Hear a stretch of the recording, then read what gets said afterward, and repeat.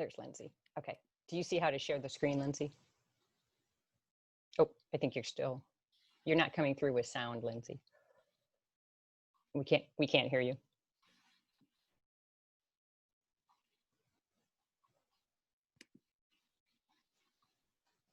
Yeah, we still can't hear you. Okay. All right. Okay. Yeah, that's all right. We'll do some signing here. Yeah. Okay. Lindsay's going to sign off and come back on. So we'll just hang on for a second. So as I did mention earlier, I posted some PDFs in the chat box. So go ahead and I would say open those if you scroll up a little bit in the comments. I'm going to repost those just because if you joined after I posted them, then you don't have access to them in the chat. So I'm going to repost those again.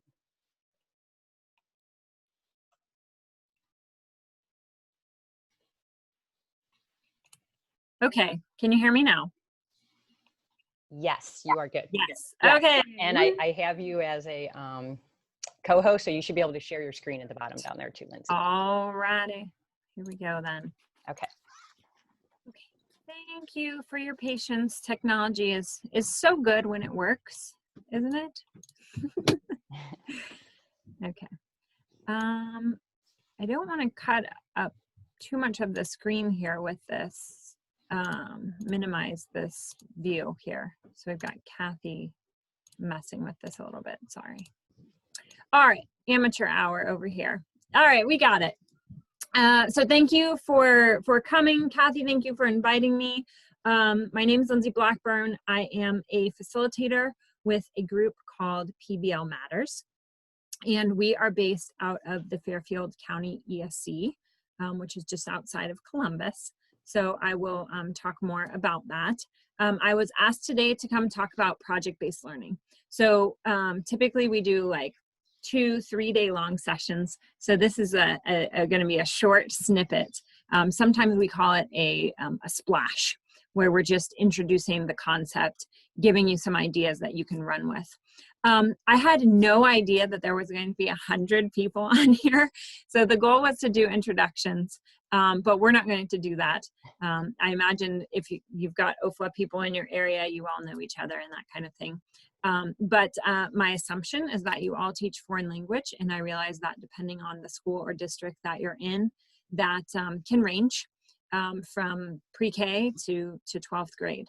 I'll tell you a little bit about myself, and then hopefully that gives me a little street cred with you guys. I was a high school teacher. I taught social studies and Spanish, so I had a dual certification. I also have a bilingual teaching certification, so I can do like ESL. That stemmed from my time in California. I'm originally from Northern California.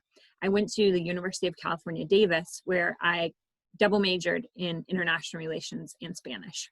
So I thought I was going to do like diplomacy work or something like that, but I ended up becoming a high school teacher. And that was good. I started teaching in California, and then I moved here. I met my husband at a conference and moved here to Ohio and continued teaching here. And then I worked at, I transitioned out of the classroom into the nonprofit sector, and I worked at a nonprofit called the Ohio Alliance for Public Charter Schools. And it was in downtown Columbus, and we were focused on supporting Ohio's charters. And that was a really great experience. We did a lot of work with curriculum, instruction, school improvement, assessment, data, tracking results, working with teachers and TBTs through the Ohio improvement process, all those things.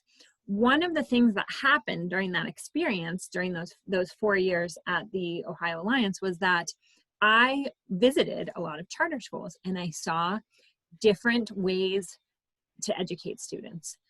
Oftentimes charters serve populations of students that traditional districts don't serve. And so they have to be innovative, they have to be creative. And one of the things I was seeing in those schools was project-based learning. And so when the opportunity came for me now as an independent contractor to be able to share the love of PBL and also train teachers and administrators on PBL, I jumped on that. I have 3 kids, 6, 4, and 1. And I want my own kids doing project-based learning. Like this is something I'm passionate about, and something that's really just resonated with me, and I've connected with over the last 4 or 5 years. So currently I am an independent contractor. I own my own company. That sounds fancy. It really isn't. It just provides me the flexibility I need to do all the things, work and do momming and all that stuff. My husband is still a teacher, high school teacher, and he teaches social studies. So you know, I'm walking the walk and talking the talk, and I've had a lot of opportunities to train throughout the state, and to also be trained throughout the United States on project-based learning. And so that's a little intro on me. My Spanish, I have to admit, over the years, my Spanish has dropped off quite a bit. And I'm sad to say that. I think I need to go back to like full immersion or something like that to get it back. And I miss that aspect. But anyway, I hope that helps you understand the perspective I'm coming from. Okay, so our agenda here for the next hour and a half or so, we're going to be talking about why PBL, doing projects versus project-based learning, what even is the difference, and we'll look at some examples. And then we'll actually have some time to consider how to design a project. And you won't get to design a project all the way through in this short time we have together, but you will get a good idea of some resources and things to look at. Okay. Kathy, will you be sure to monitor that chat for me to see if there's any questions that come up? Yes, and the only question that came up so far is, are you going to be able to share your slides? I don't think I can share my slides, but you know, I always say, you got your cell phone handy. Just kinda, okay. Sneak a shot there with your cell phone. Right. I'll talk a little bit about our connection with PBL Works, and it'll make more sense of why I can't share my slides. So, and Lindsay, the 3 PDFs, the 3 Google Docs that you sent me, am I allowed to post those on our ODE resource site? That's okay? Yeah, I don't see why not. Okay, thank you. Yeah. If not, just let me know. Okay, great. So, okay, PBL Matters, I said, is in Ohio. We're at the Fairfield County ESC. We provide training, resources, coaching, and support mainly in Ohio, although we do get called occasionally out to other states to do training and stuff like that. We have a unique relationship with PBL Works. PBL Works is based in the Bay Area in Northern California. They are a nonprofit. They've been a leader in project-based learning since 1999, really before anybody was doing project-based learning, or before it even sort of had a name, right? That we knew teachers were perhaps delivering instruction in this kind of way, but it wasn't necessarily called project-based learning. They have an insane amount of stuff on their website, and we're going to take a second to actually pause and have you create a free account on their website here in a minute. They provide countless services. They have a bazillion publications, and amazing blog, and lots of resources, free stuff to download on their website. And generally, they have impacted the popularity of project-based learning in the US and globally. I'll give you just a point of note. There's about 100 people on our call today. I hopped on a webinar with them in April when they were talking about the transition to online delivery, and there was like 600 and something people, and they were from all over the world. So that's really indicative to me of the power of PBL Works and the work that they've done. They used to be called the Buck Institute for Education. That's the BIE. So if that rings a bell to you, they rebranded last year, and so now they're called PBL Works. Okay. So let's do some housekeeping, okay? I want you to have access to these things and to see where these things are. So I've got that little broom image up there. This is the first thing I want you to do, is to go onto the PBL Works site and create a free account, okay? This actually takes a minute or two. They ask you your school district and the student, a little bit about, you know, where you're from, the students you serve. It helps them sort of track the data of who's accessing the site. So I'm going to stop talking for a minute, and I'm going to let you get over into a new tab on your device and create a free account at pblworks.org. Okay? I'm going to set my timer for like 3 minutes, and we'll come back together. Oh, come on, how do I do this?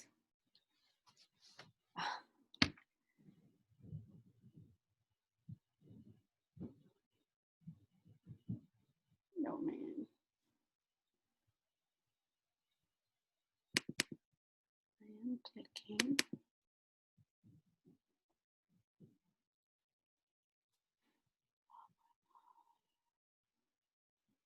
How do I do this?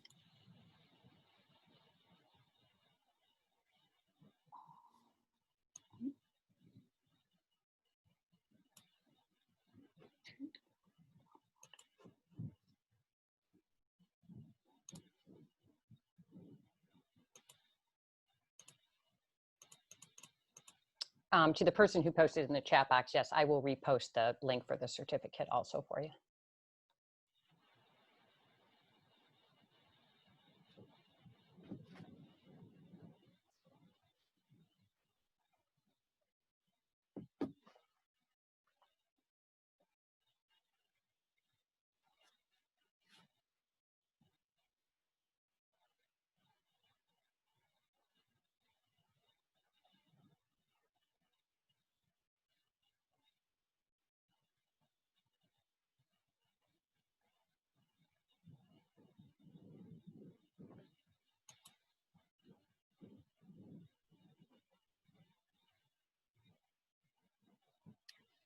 I see someone asking if you have already created an account on the Buck Institute website.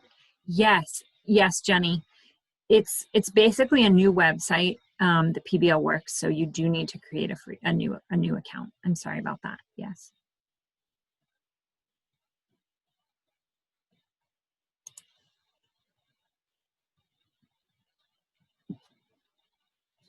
About 1 minute left.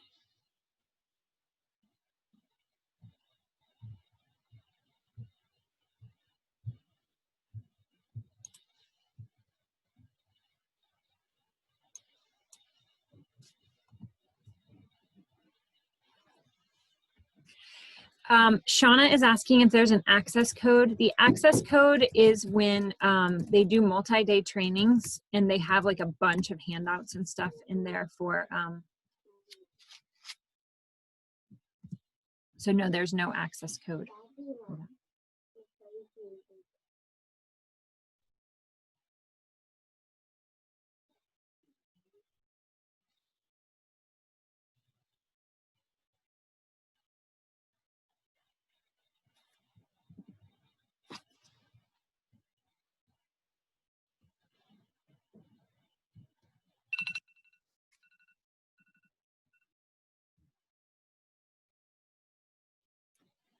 Okay, that was our 3-minute interval for creating a free account. If you did not get done with that, that's okay. You can keep working while I continue to talk, or you can come back to it a little bit later, okay? All right, the next thing I want to tell you about is that we have, this is housekeeping item number 2, we have lots of ongoing professional development opportunities through the Fairfield County ESC. And so that website is pblmatters.org. And you'll see right now, everything is virtual. One of the things that we have going on that's been pretty popular is our book studies. We currently have 6 different book studies that we're offering. One is on project-based teaching.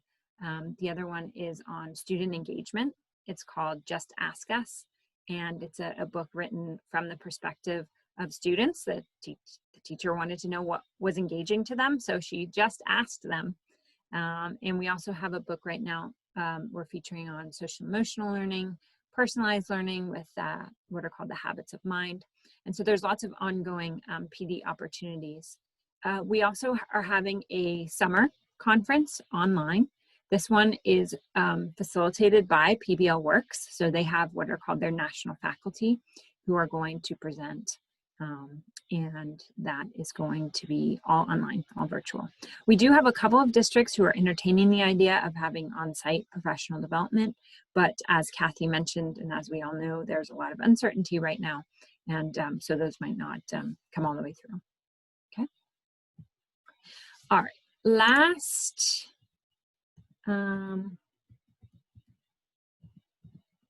thing I want to mention is there are books outside of our book studies that are available on PBL. And I just want to talk briefly about the difference between some of these. The one on the far right there, the project-based teaching, how to create rigorous and engaging learning experiences, that is all about the characteristics or qualities of your classroom or of you as a teacher. So it's not about how to design a project, it's about how to be implementing in the classroom and what teachers are learning and doing in a project-based classroom. Okay. If you are a upper grade level teacher, like 612, this PBL starter kit is a great book geared just for you. On the opposite end, K5, if you teach elementary students, this is a fantastic online, this orange one here is a fantastic online resource as well. If you're kind of in charge of your initiative at your school or your district, there's a great one here for community, for parents, for them to start. This is the one with the globe on it down here. This one is a small pamphlet kind of book that is great for introducing the idea. Here's the deal, guys. We didn't go to school with this style of teaching and learning. And the parents of the kids that we have, they didn't go to school with this style of teaching and learning. And it's an adjustment. It's a shift in thinking. It's a different way of doing business. And so it's important to communicate properly about what that shift is going to look like and about, all those different related things. So that is our third housekeeping item, is that there are resources beyond me. I'm not the keeper of all the information. And you just created the account at PBL Works. And you now have our pblmatters.org site if you want to bring some of those PD ideas back to your school or district, or you're interested in just personally participating in the book study or what have you. We do have CEUs and credit. You can buy a unit of college credit through those opportunities as well. Okay? All right. So let's think about why PBL? Why PBL? Why are we shifting toward this type of learning? If you have a scratch paper handy, I would like you to we're going to take about 5 minutes. I would like you to take about 5 minutes and participate in this activity. Okay? One thing about this training is the more you put into it right now while you're here in front of your computer, the more you're going to get out of it. And I know everybody has a lot going on, kids running around and stuff like that. But if you can engage with us here, this is actually a really meaningful activity or exercise.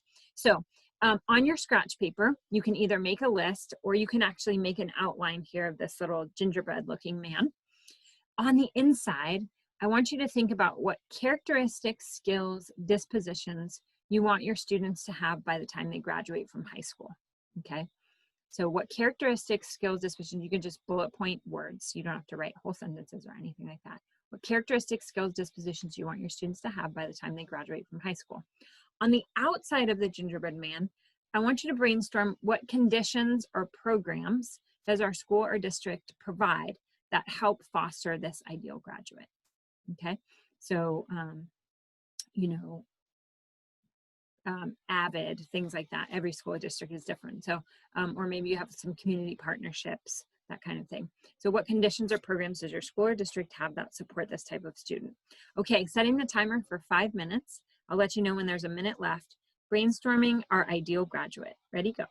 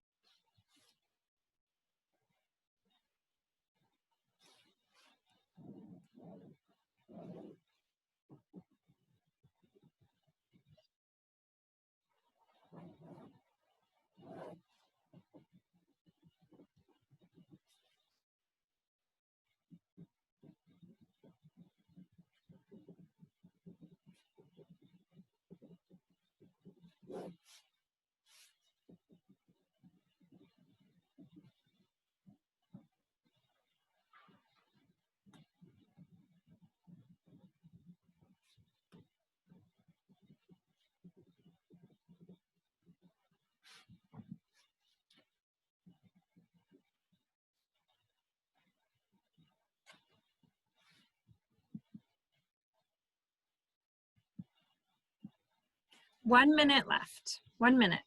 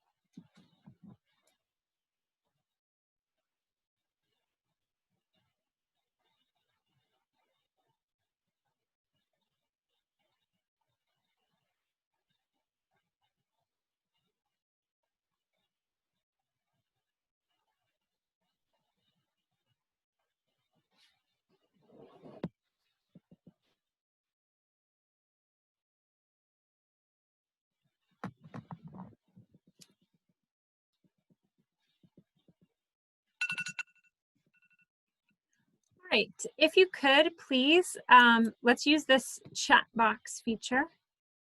If you could type in to the chat box, we'll start with the inner, okay? What are some words that you put in the inside of the ideal graduate? Go ahead and type a few things in the chat box and I'll read them off as they come through. Critical thinking skills, thank you, Ruby. Growth mindset, curiosity, creative thinking, good work ethic, identifying problems, self-motivated, resilient, global citizen, empathy, collaboration, soft skills, lots of open-minded, works well with others, collaborative spirit, culturally responsive, resilient, able to find solutions to problems. Perfect. Nice, you guys. Thank you. Exactly. Okay, you're hitting the nail on the head here. How about the outer? Let's switch to the outer. What are some things that you have in your district or your school that help to support this type or foster this type? Okay, International Baccalaureate, very good. SEL, electives, high-level academics, crew and castle. Yep. Yep. Early college, good. Corporate work program, great example. The seal of biliteracy, oh, that's cool. Innovative interviews. Gosh, I'm wondering what some of these things are. They sound awesome. CCP classes. Looks like there's some questions. You guys can end up communicating with each other here about what the programs are that you have.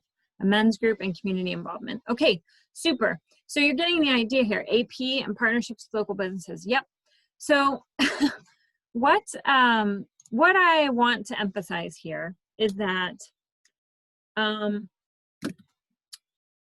nobody, I don't think anybody on the inner part of the graduate, did anyone write like Pythagorean theorem or like battles of the Civil War or anything like that? Okay, those are not foreign language examples, but they're examples of things that we're expecting to students to be learning in school, and then we assess them on and stuff like that. But it's not necessarily what we actually feel is what the ideal graduate should have. And so those things are in conflict with each other, right? Like we have these assessments coming from on high and all these rules and compliance things and the state tests and all that. And then we have what we know as educators, probably why you became an educator, what we know in our heart to be true. And that's a reflection of a little personal story here. I taught PBL training blended one time, and the reflection at the end, she said, I knew in my heart that this was the way that I was supposed to be teaching, but no one ever gave me permission to do it, and I never had the training to do it.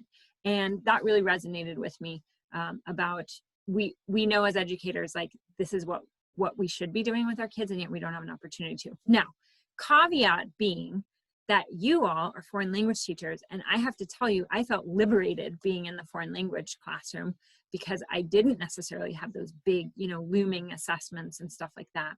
And I had more freedom to do communication skills and some stuff with creativity and collaboration, lots of team assignments and projects and stuff like that. So I would say there's several subject areas in school where teachers are already kind of doing this type of work. Sometimes we think of like the visual arts or some of those more hands-on physical classes. And I would also group foreign language into that category because you just have more liberties. And so that's very exciting. And I'm happy for you for that. All right. So let's talk about, this is also related to YPBL. Research tells us, this is a great book. It's called 17,000 Classroom Visits Can't Be Wrong. And these two gentlemen, John Antonetti and James Garber, have done, by the time they wrote this book, they had done 17,000 classroom visits. That's a lot. And what they started doing on their classroom visits was they started analyzing what was going on in classrooms, and they started collecting data. And you guys know levels of Bloom's taxonomy, right? The two lowest levels are remembering and understanding, and then applying and analyzing and evaluating and creating. They noticed over time, over all these visits, that 87% of classrooms were hovering in the lowest levels of Bloom's. So they were just remembering, regurgitating, and, you know, sort of maybe at the lowest level, understanding or you know, showing their learning at that level. So not really great, right? They also concluded the following things. Classrooms are very teacher focused. Students are passively receiving information, repeating, reproducing, restating. That we as teachers, that we help students way too much. We fear giving up control. The students fear being wrong. And so we have this like bad balance where it's just not student centered, and we end up being both the sage on the stage and the guide on the side, all at the same time, and that's not necessarily good for the kiddos. And results of standardized tests have confirmed that we traditionally cater to the lower levels of thinking, meaning the assessments are not performance-based assessments necessarily, where they're scored on a rubric and the students are demonstrating skills or knowledge in that way. Rather, they're multiple choice, true, false, fill in the blank, vocab, that kind of thing. And so those were some conclusions that they made. So one thing to think about, and I'm sure you've seen these, obviously Bloom's taxonomy you've seen before, but depth of knowledge is another common chart.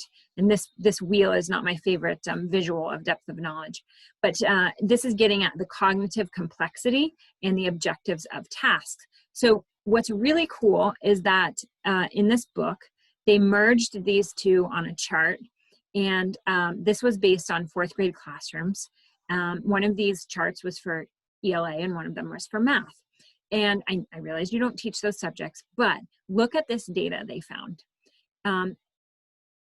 Lowest level of Bloom's, lowest level of DOK. Look at the high percentage of classrooms functioning at those levels. And then let's go over to the math one. It's even lower for math, okay?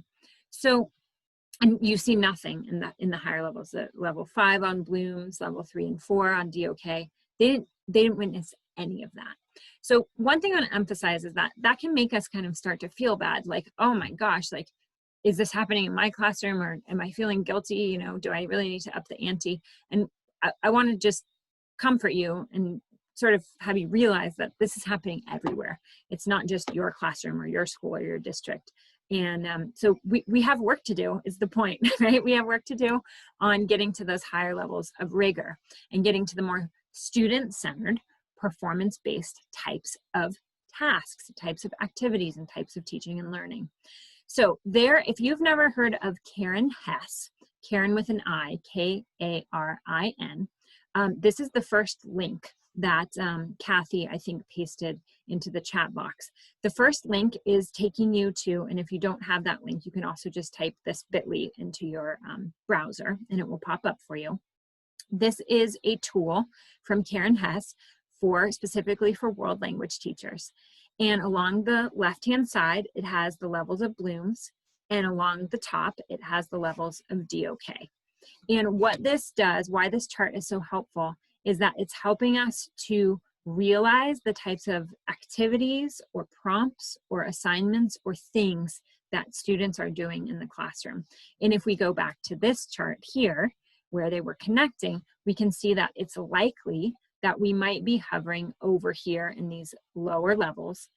And we can also read what the suggestions are for the higher levels. This is very, very important.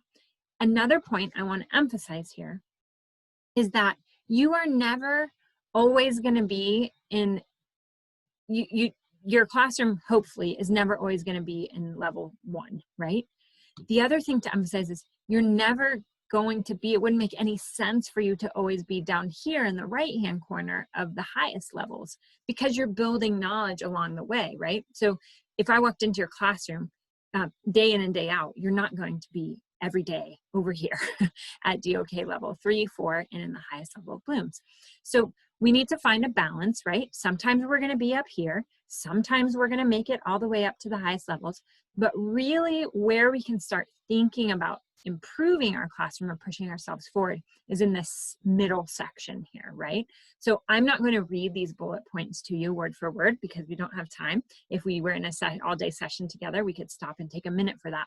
But this is a really great tool to just have in your toolbox and to print out and to take a look at it and say, are we getting to those higher levels? Does that make sense?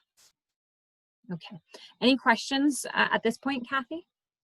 No, you're going, oh, someone asked, are these charts from the book, any of the books, or? No, this is off of Karen Hess's website. Okay. This one. Great. Yeah. That's wonderful. Keep going. Okay, so let's talk a little bit about projects versus project-based learning. I want to tell you another personal story. My mother-in-law taught Spanish for a really long time. And when I told her about the work I was doing with PBL, she was a fantastic teacher. I mean, we can't go anywhere in their hometown without 5 or 6 people stopping us and saying, oh, Doña, you know, good to see you. And when I started telling her about PBL, she was like, oh, sweetie, I did so many projects with my kids, and she was very proud of it. And you should be too. And I knew what she was talking about. I knew the kind of project she was talking about. And it wasn't project-based learning. And I wasn't going to tell her that. But what I want to do is comfort you and say, if you're doing projects with your students already, that's awesome and amazing. And you should keep doing these things because they challenge students to think in a different way. They allow them to have a creative outlet. And oftentimes they're not getting in their other courses, which I just explained was one of the reasons I love teaching Spanish. But there's a difference here, okay, between projects and project-based learning. Let's see if this video comes through for us.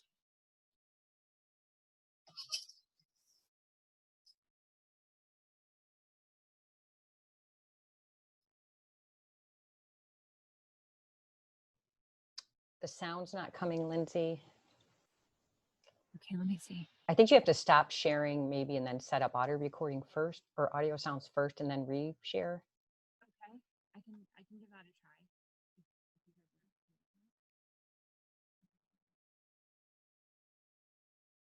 Okay, let me see about that.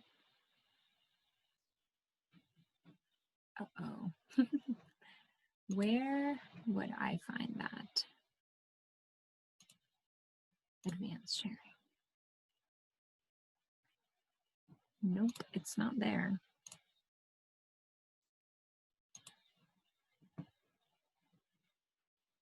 Oh, it looks like someone just put the link in the box. You want everyone to just go watch it really quickly? Oh, sure. Okay, that works. Oh, sorry. Okay, I see some. Rocio just gave something about you have to share and click on the top. Okay, we'll skip it. It is a video about a little girl who has a project for the day, and it is dressed like a President Day. She's supposed to be Martin Van Buren, and her mom says, "Hey Google," if you can't hear the sound, but I'll just keep playing it. Here she goes.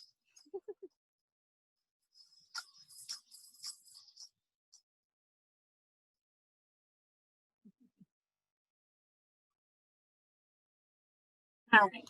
So a 30-second clip there. It's not PBL. Okay. It's not it's dressed like a President Day, and the mom is doing the work. Okay. Here's another great example. They have pretty much in every state some sort of state-based project, right? Like in Washington State, it's about Save the Salmon. In New York State, they have this Iroquois Indian project. In California, it's the California Mission Project. And in 4th grade, you study California history, and you go home on the weekend and you create a mission, a model of a mission. And you can use sugar cubes or cardboard or popsicle sticks or whatever you want.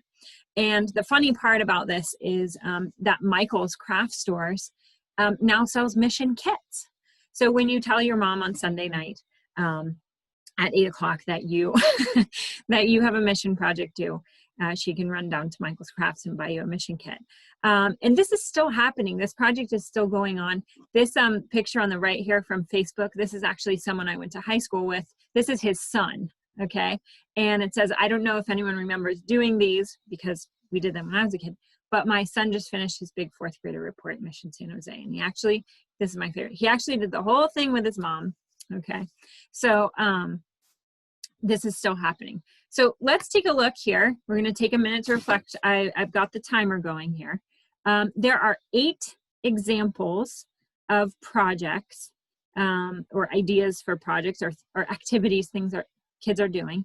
Take a minute here and decide whether these 8 are P for project or PBL for project-based learning. I'm going to set the timer for 3 minutes.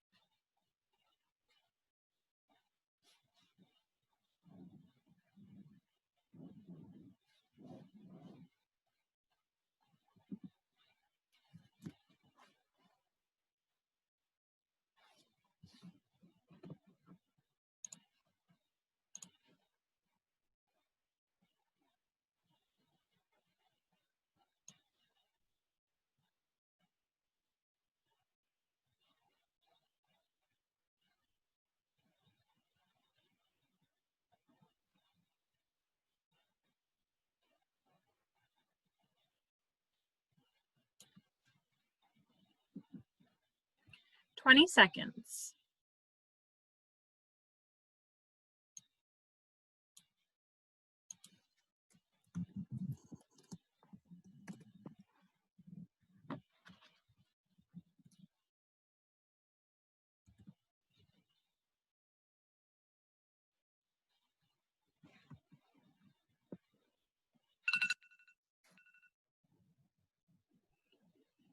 All right, in the chat, go ahead and type the number of one of these that you think is or would be considered PBL.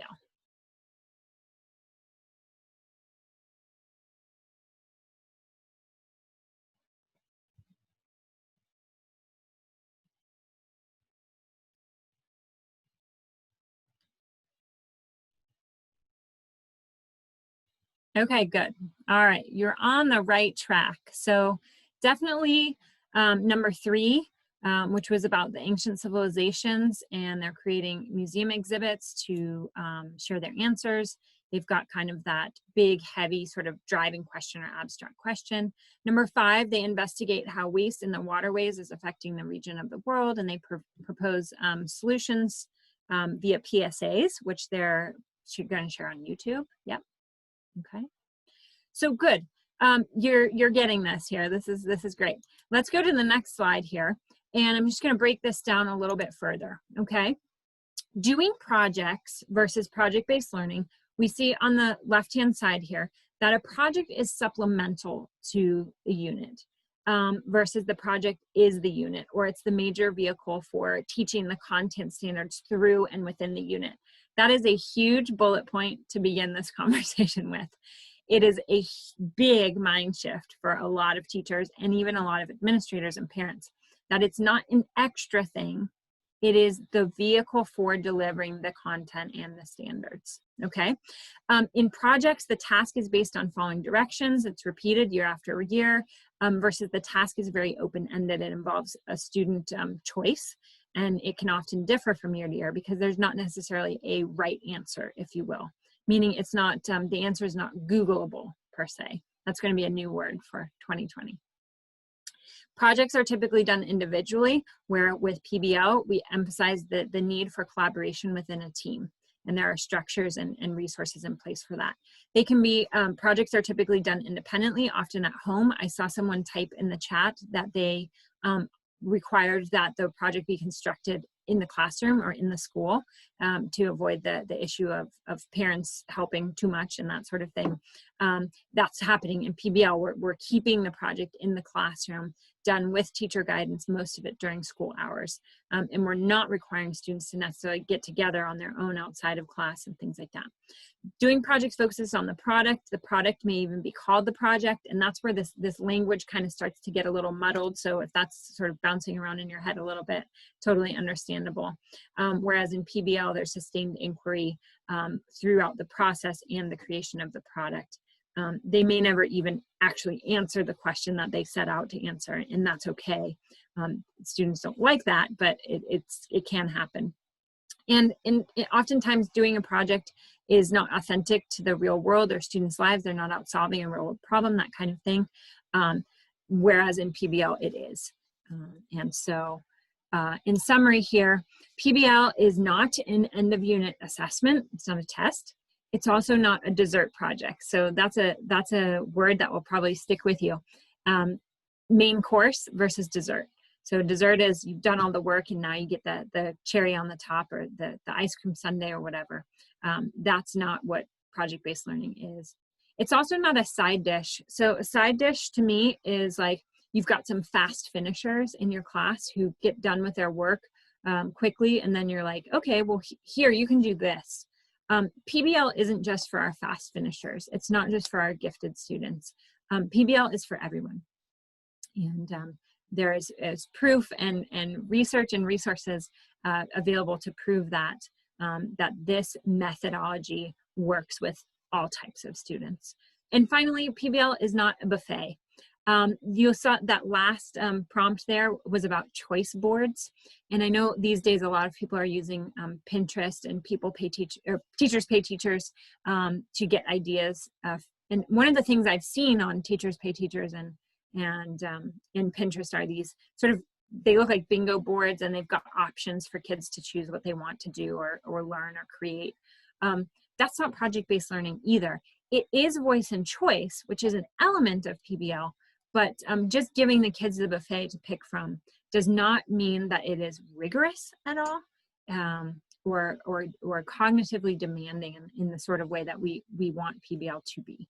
Lindsay, So, there's a good question. It says, so PBL doesn't have to be completely student conceived or driven.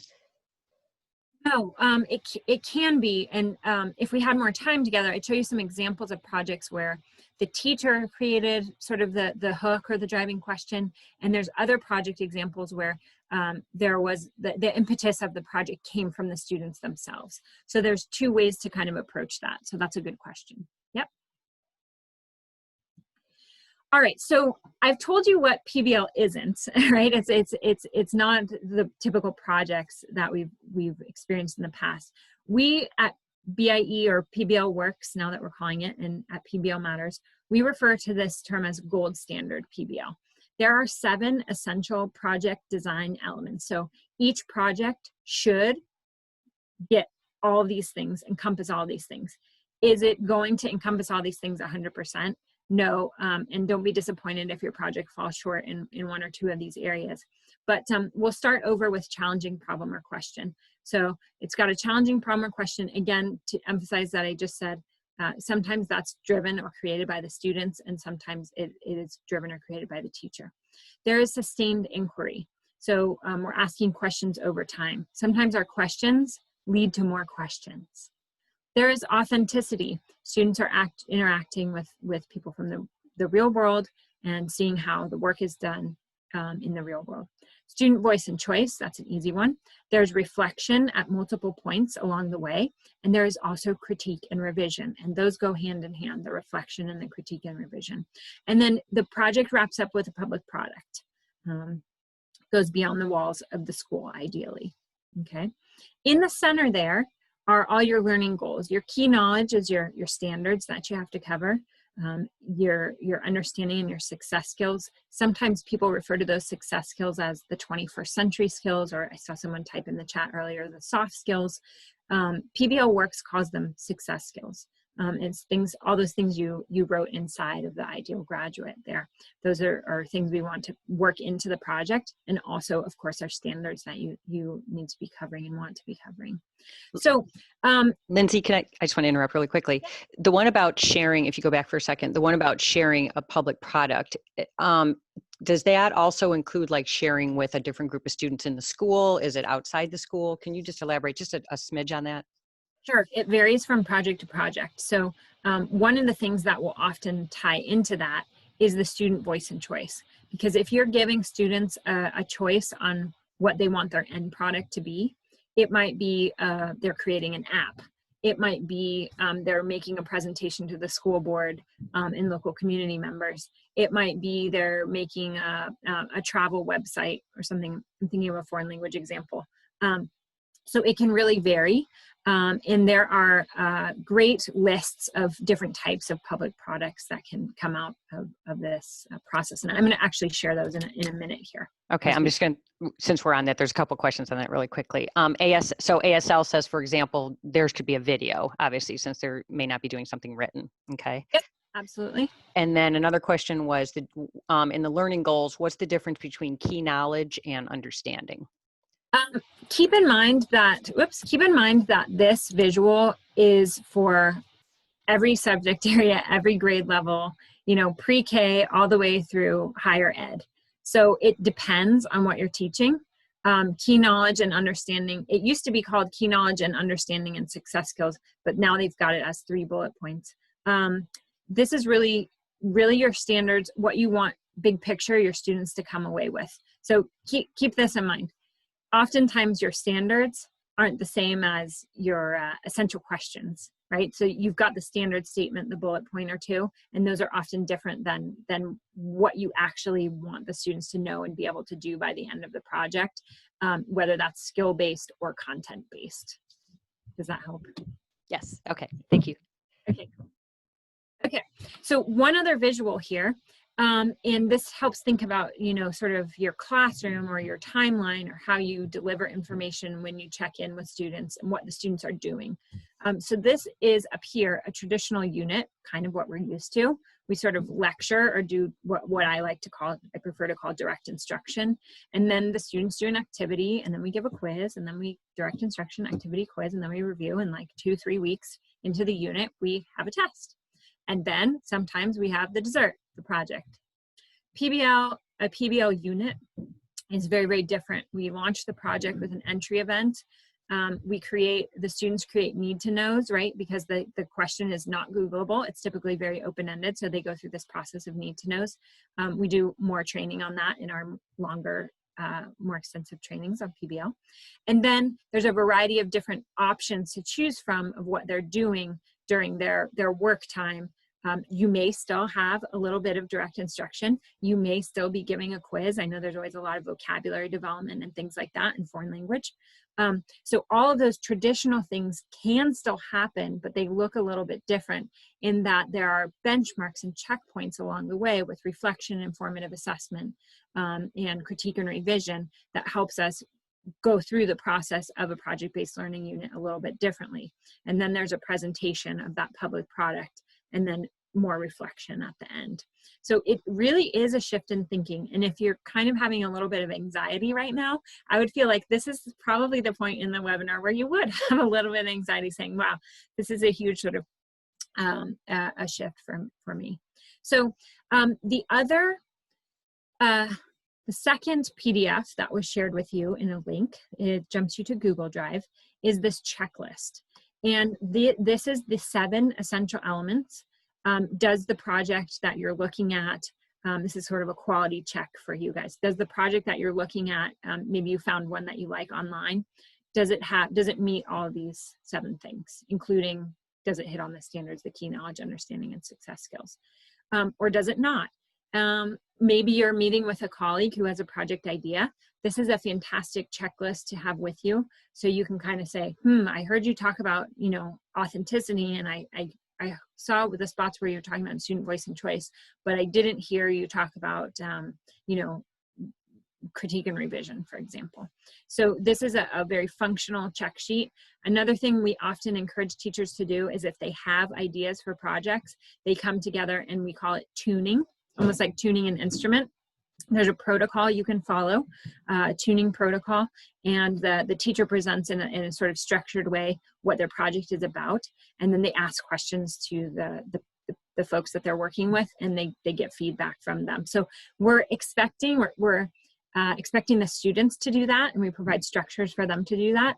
And then what's cool about PBL is we also can ask the teachers to do the same thing, so that there's a real sense of empathy that develops there, because we're sort of working on projects ourselves as educators, and the students are working on them similarly.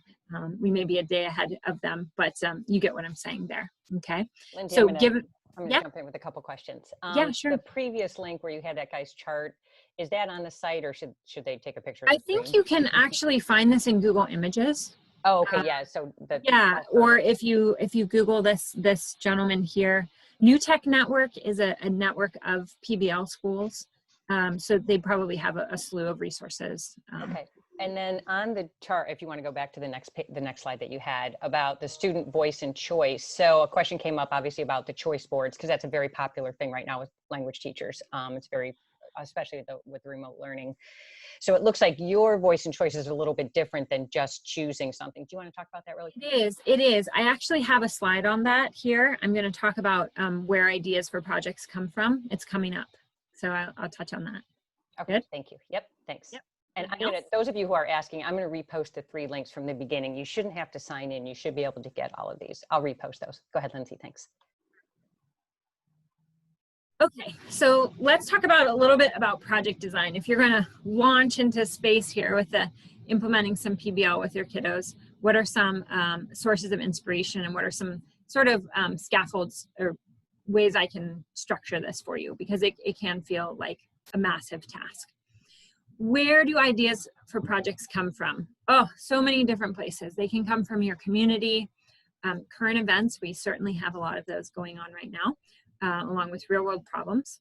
They can come right from your standards. Sometimes I hear teachers say this is my favorite unit. I have always loved this unit. I'm super passionate about this particular thing or things we study in this unit. I'm going to start there with a project-based learning implementation, because that'll be easy for me. And I hear the exact opposite. I hear teachers say, I have always hated this unit. I have never been inspired by this unit. So I'm just going to blow the whole thing up and start over. And that's also completely acceptable.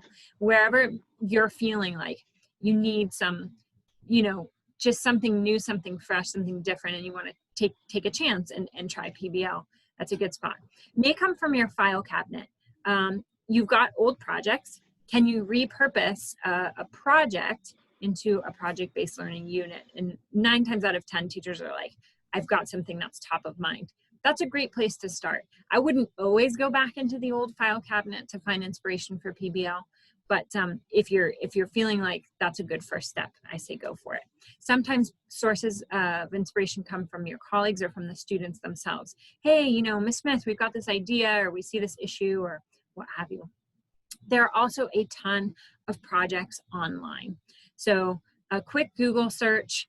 For foreign language, you're probably going to come up with a little less than you would for like ELA or science. But keep in mind something, okay?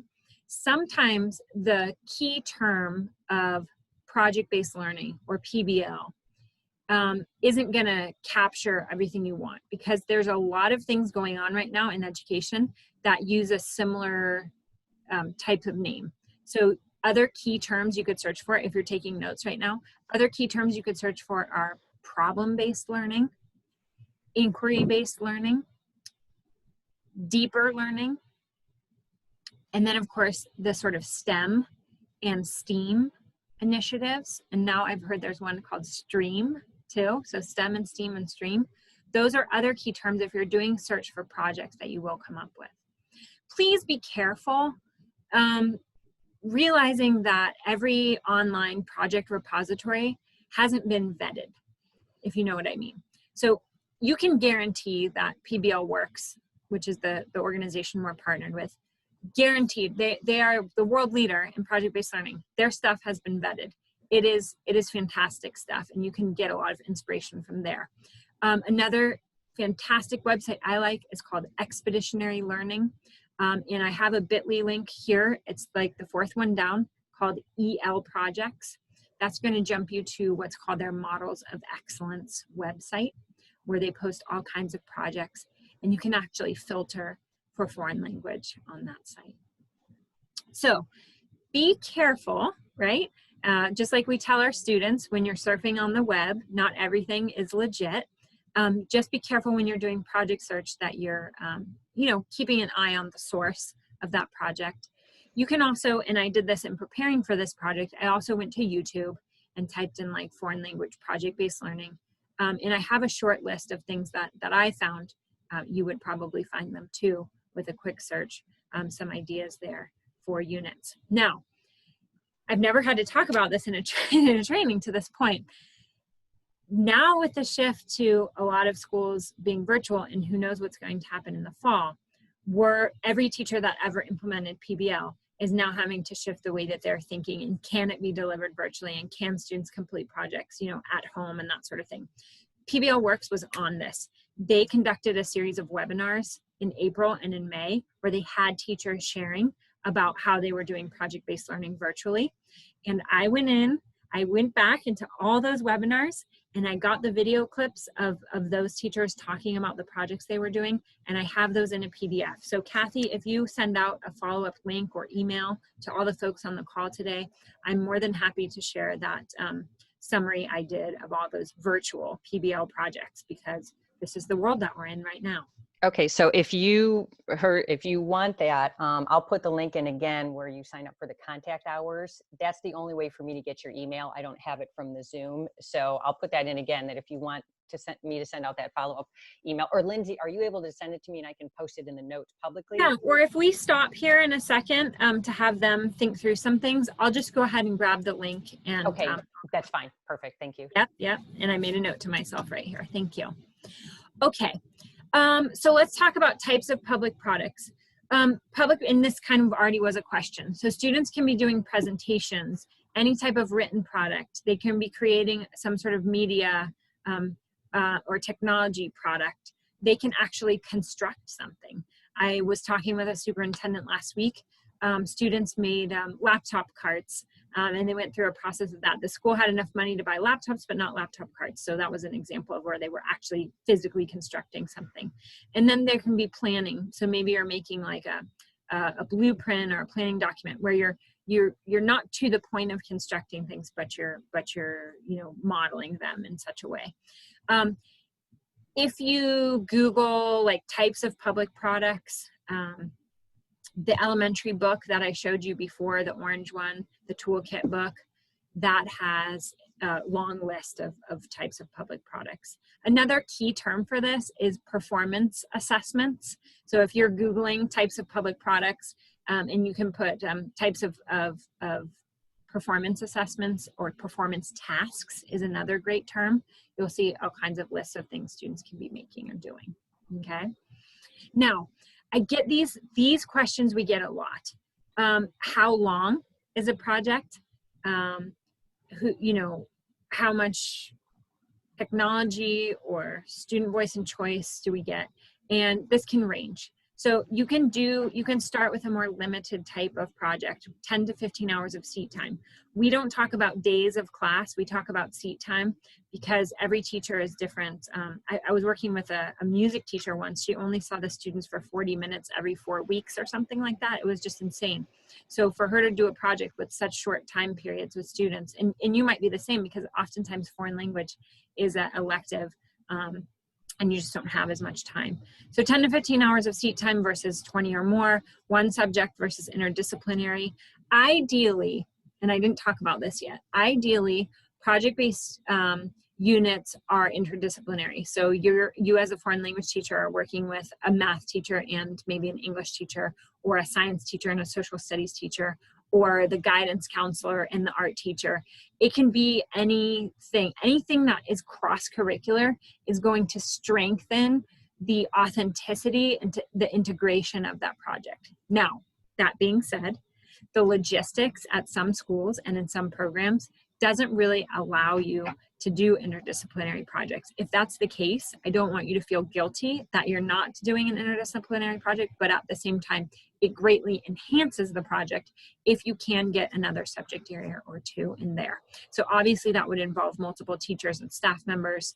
The student is producing for the real world, they're involving experts, community, the world, the web. My favorite quote related to authenticity, and I hope this helps you, is that the walls of the school become permeable. The walls of the school become permeable. So we're sending the students out into the community, right, to interact with the experts in the field, and or the experts are coming into the school to interact with us. And I have to tell you, going virtual, this actually becomes easier because the architect or whatever that your kids want to talk to or need to talk to get the expert opinion or insight is just sitting in his office, and he can hop on the Zoom and talk to your students. This has been a huge win for a lot of teachers, is that getting the expert there to work with your students has actually become easier in our virtual setting than harder. Okay, let's go to the next one, because this is the question about student voice and choice, and then I'll stop to answer some more questions. This is a matrix, okay? So in the top left-hand corner is the most limited, controlled type of project. So if you're one of those teachers who fears giving up control, and this idea of going PBL is like stressing you out a little bit, that's a good place to start. The students are creating the same product with the same, using the same focus or topic. So let's say they're talking about water quality in their region, and they're all giving a Prezi, for example. Go to the other corner. That is the most open-ended type of project. Teachers are like, yeah, let's do this, okay? All the kids are creating a different product with a different focus or topic. So sticking with the water quality, it could be water quality in any region of the world, and they have their choice of product. Some teachers are like, they get anxiety when they see that because they think about all the rubrics that they have and ways they're gonna have to be tracking the results and assessments and all that, and it can seem out of control. If the top corner is seeming too limited for you and the bottom corner is seeming too wide open, take a look at those other two. They're creating the different product with the same focus, or the same product with a different focus. That's kind of middle ground for the voice and choice. So this is a chart right out of one of those books I showed you at the beginning. It's called Setting the Standard for Project-Based Learning. And this spoke to me when I was first learning about this process, and I captured it, and I tell it to all teachers because it helps you understand the spectrum of how much liberty and freedom to give the students. Okay, I'll stop for questions again. There's a question that came up about, and I'm not sure if this is one for you or actually maybe for me, but she's Spanish 1 and 2 and has obviously a lot of learning differences. And also differentiation is always a huge thing in world languages because, and we got to keep them in the target language on top of it. And how do you support PBL? I mean, my initial that I'm thinking with is, again, if you go back and look, and especially if you look at the new standards that we just posted for 2020, is it's very specific about the type of language that novices can use in the target language. So this is a good time where, okay, your expectation is that they're just doing it in simple sentences. You may provide sentence starters or sentence frameworks that they can fill in. I mean, those are some things I'm thinking off the top of my head with the novice learners. Lindsay, go ahead and jump in. Yeah, I mean, your expertise you're bringing is second to none. I would say, you know, to your point about scaffolding, sentence starters, that kind of thing. Another way to think about getting started with project-based learning is maybe in a unit where they're doing more about learning about the culture. Stuff you ideally are doing in target language, but you might not quite be there yet. But they can incorporate some vocabulary. So that might be another good place to start. And again, going back to hopping online and looking for project ideas, I think you'll see that there's a wide range of teachers who are, you know, at the higher levels incorporating the language throughout the project, and those who are doing it as much as they possibly can. So another thing I don't want you to feel bad about is ideally you're hitting the target language, but especially in something as cognitively high as PBL, you might not be all the time, and that's okay. A couple other questions. Someone said, can you share any examples of world languages? That was on that previous slide where you had all those links, right? Yeah, there's links there. And then, yeah, I'll go back to that slide for a second. And while you're doing that, someone had a question, and sorry, Nigel, I missed this one earlier, about IPAs and PBL. Are they similar? They're actually not, because an IPA is more of a summative assessment or assessments throughout where you've taught something and now you're assessing it using the different skills and rubrics. Oh, Tricia, actually, thank you, Tricia, just posted all those links. Way to go, Tricia. So an IPA is more of a summative assessment at the end of a unit, where sort of that was more of the process she showed earlier, where the PBL actually is the unit. Is that about sort of right, like Lindsay, based on this? Yeah, honestly, I'm not super familiar with IPAs. Well, it's a performance assessment across the 3 modes with a rubric. Yeah, it's more of a summative assessment. Either it ends during the unit or like at the end of the unit. That was everybody. All right, great. Let's keep going here. Okay, so projects have a driving question, okay? Sometimes it's a teacher created ahead of time. Sometimes the students are the ones to finalize what the driving question is gonna be. There's a couple criteria for driving questions. They're gonna be engaging, open-ended, aligned with your standards or learning goals. And then particularly they emphasize localizing the driving question if that's possible. By localizing, it's like if kids are solving a real world problem and it is in their local community, the engagement level is like automatically higher because there's more investment and empathy for that project and for answering that question. But it's not always going to be localized, especially because you guys teach foreign language and you're doing things abroad, you know, or involving more of a global perspective. It might not be localized. Charged means that the students are being charged to do something, that they're being given a motivation to solve that problem or to come up with the answers or solutions for something, okay? So types of driving questions: solving a real world problem, meeting a design challenge, exploring an abstract question, conducting an investigation, taking a position on an issue, okay? And I'm gonna finish up here and then I'm going to have us spend a little bit of time. I have till noon, is that right, Kathy? Well, ostensibly it was 11:45, but I'm able to stay. So if you can stay till noon, hang on till noon. If you're like, I have to leave at 11:45, I'm recording it, so you can always check the last 15 minutes if you have to leave. But I'm good to stay, Lindsay, so keep on going. Great, thank you. So given more time, and I was gonna have you guys draft an idea and sort of share out, and you can still do this. I'll go back to this slide in a second, but I wanna finish up talking about authenticity. What does this work look like in the real world? This, I have to tell you, as a consultant, a coach of PBL, this is the area where I see teachers falling short the most, is that they get the project idea, but they haven't really thought about how it is working in the real world. So if you're going to have your students create something, what does the expert who does that, what do they create? So some examples here.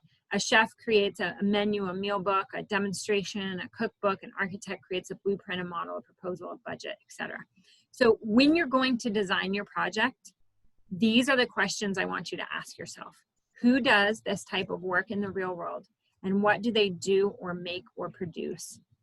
And then you can ask yourself, if I'm going to access experts, who do my students need to talk to? What do they need to see? Okay. This is really going to hit on that authenticity piece. So if we have a driving question, something like, how can we as language experts, you know, help to facilitate language learning in public places or something like that. Okay, so we're giving, in that case, the student would be a language expert. Okay, you're going to ask yourself, what is someone who studies or works with languages, what do they do in the real world? What do they do, make, or produce? And by drawing that out of your thinking, or of the student's thinking, if they're a question in their hand, is going to really hit on this authenticity. It's going to make the project more engaging and more authentic. Okay. So because of time, I'm going to encourage you to, maybe you can do this while you're eating your lunch here, since we're going into lunchtime, is kind of do a 4-square on your scratch paper.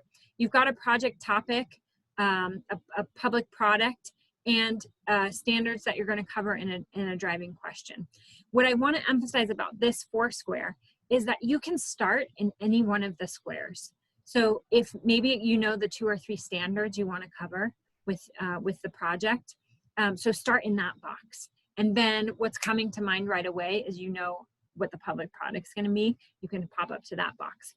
If you're going to give your students tons of voice and choice, and for the public product particularly, you might not know what that is yet, or you might have a list of maybe 8 things they could choose from, for example. So none of these boxes are perfect, and there's no perfect place to start when you're drafting an idea for a project. Okay. All right.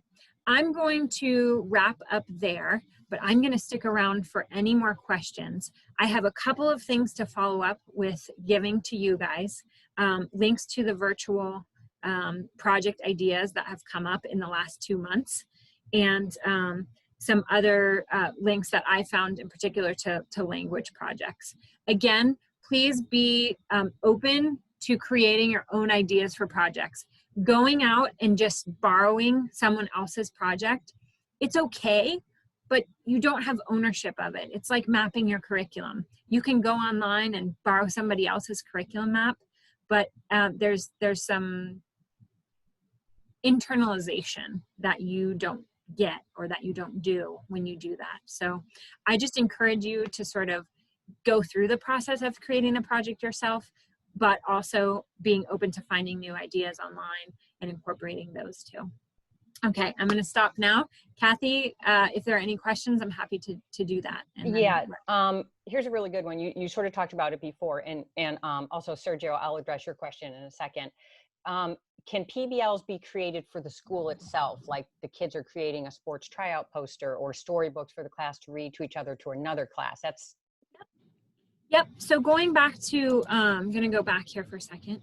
Going back to this one here about limited versus ambitious. In a limited type of project, the audience is the school. Absolutely. So 3rd graders are reading to 6th graders, you know, something like that. That's still, I want to emphasize something. That's still PBL, okay? It's maybe not the most ambitious type of PBL where the students are getting the most authentic type of interaction with the real world and creating the public product, but it is still PBL. So yes. Thank you.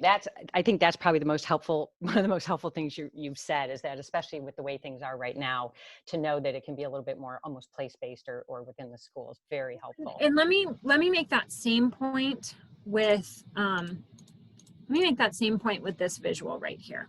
This puppy here, where I was talking about the checklist with the 7, elements of project-based learning. Y'all, you don't have to have, you're not going to be 100% with all of these elements for every single project all the time. Even teachers who have been doing this a long, long time don't capture all of these elements in every single project. Remember, this is called gold standard. Gold standard. So if you are hitting on 5 of these, 6 of these in a project, that's fantastic. You should feel very good about that. Okay, a couple people have asked about the slides. Lindsay can't share the slides, but we'll post the recording and you're welcome to, take pictures of whatever you wanted. Someone had a question earlier about comprehensible input. PBL seems to align with assignments that produce comprehensible output. I know the CI methodology that has the big focus on input, but without output. If you take a look at the standards and the project is aligned to the standards, even at the novice low, we do have output as part of our standards. So it may be something that you sort of, based on the way that you teach, and your expectations for your students as far as output, it may be more of a timing thing. If you're sort of let the output come when the kids are ready to let the output come in your methodology, that may be something that you put the project a little bit later in the year versus trying to do it within. So I think it depends probably more on your expectations for your students as far as output, depending on that. But within the standards themselves, it is presentational, speaking and writing, starting all the way at novice low within the state standards. Let's see, did I miss a link to the compilation that Lindsay did of projects during? Did you? I need to capture that. Okay.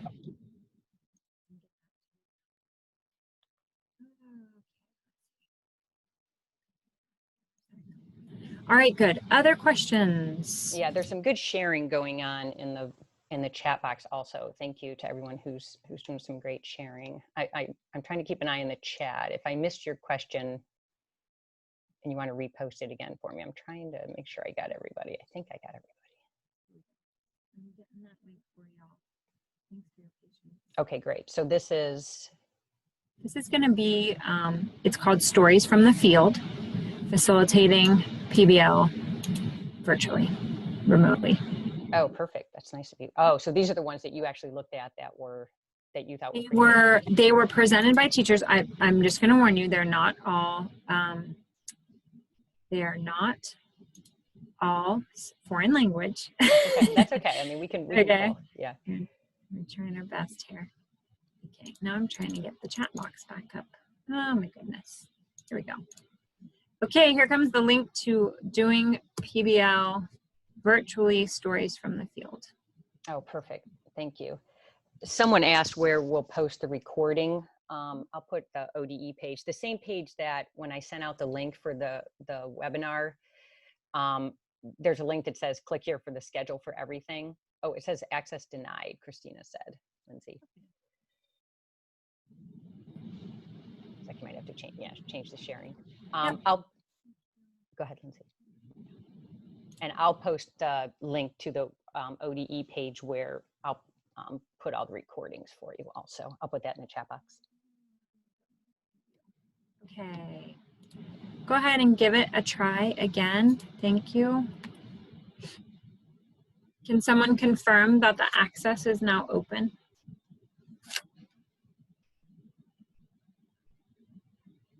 Yes, they said it is.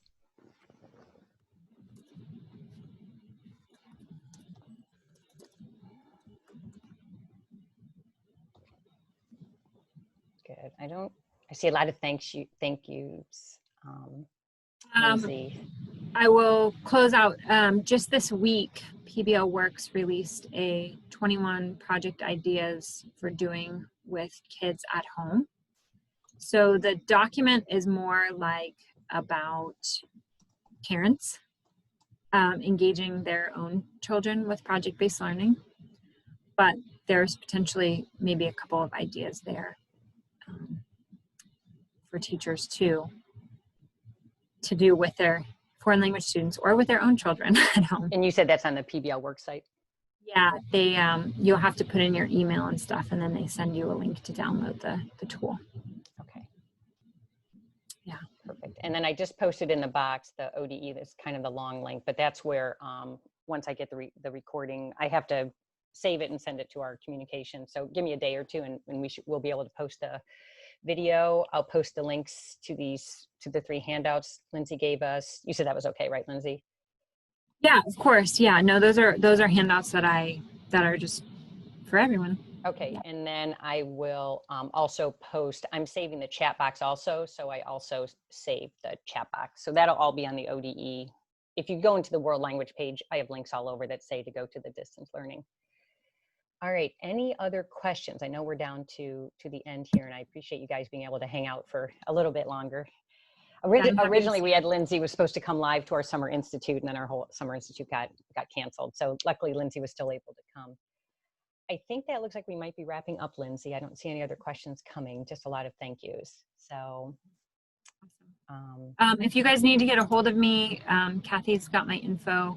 Happy to come out and do virtual trainings with your staff or yeah, it'd be Yeah. nice if once we are allowed to actually do things in person, if we could. Oh, of course. I mean, Yeah. the workshop is in person is just amazing. Yeah. But we've shifted gears and we're doing online now Okay. too. Perfect. As people are signing off, Lindsay, maybe one last thing, like if people were going to take the first step and they're like, okay, I want to do this, what would be your first step you would tell them to do? Yeah, so I would, the third link that I sent okay, I don't like to give you the project design template, which is 4 pages long. I don't like giving you that in the first training because you're like, oh, no. I would much prefer that you start with that 4 square of just like a project idea because you know your class and you know your standards best. Don't let me dictate that. If you go online looking at projects, you might start to get overwhelmed. So just internalize what you have, on your plate first, and then tackle that sort of 4 square draft of an idea. And then you can go back to the elements and say, how might I be able to incorporate voice and choice? How might I be able to incorporate some of these other 7 design elements? The PBL Works website is fantastic. There's project ideas on there. There's free rubrics. There's free examples of handouts you can use with students, like team contracts and stuff like that. And then there are also free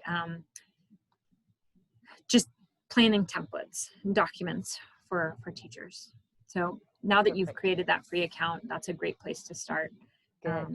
You can, I would say it's safe to fully depend on PBL Works for the majority of your resources. You don't have to go hunting around for other things. Oh, that's good to know too. Just, start there with your one-stop shop. Perfect. Yeah. Okay. Yeah, really. Thanks everybody for coming. Yeah, Thanks for coming. Thank you, Lindsay, so much. Tomorrow we have 2 things in the morning. We have a panel of 3 different districts. We're going to talk about how they're realigning their curriculum across all the levels. So if that's something you're looking at, and that's from 9:15 to 10:15. And then 10:30 to 11:30, though probably won't take the full hour. I'm just going to go over all the new standards we have, just sort of explaining everything. So we got 2 things tomorrow if you're interested. But other than that, enjoy your day, everybody. Thank you for coming out. The weather here in Columbus is horrible. Hopefully it's better in your part of Ohio. All right, thanks everybody. Bye. Thanks, Tricia, for sharing that. All right. Lindsay, are you still on, Lindsay? Oops. She's already signed off. Did Lindsay sign off already? She must have probably your kids in the background. Hey, Ryan. Good, that was really helpful. I went to Teresa from her supervisor. She did the one on the Teacher Institute a few weeks ago, and I went to hers too, and they were both very straightforward. Oh yes, let me put that link in there for the credit. That was a really good presentation. Let me find that link for you really quickly.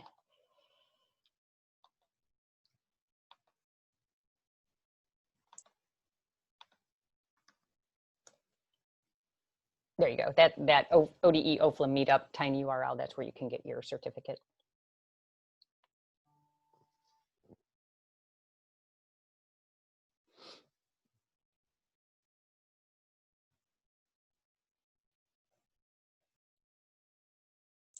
Nella, did that go, kind of have an idea now how things work when we do this? Yes, it was really great. Actually, let me get the video. Yeah, so really tomorrow I might need your help a little bit more with the chat box because I'm going to be asking the questions and everything. And then the same one on the second one tomorrow when I'm doing the standards, I might need your help a little bit more. Well, I'll just come in and say you have a question. Yeah, just jump in when there's like a good break or whatever. And I'll try to really remember to stop and say, hey, are there any questions or whatever? So. Sure. Okay, cool. All right, I'm going to save the chat. I'm going to turn off the recording. It was a wonderful session. It was really, really good.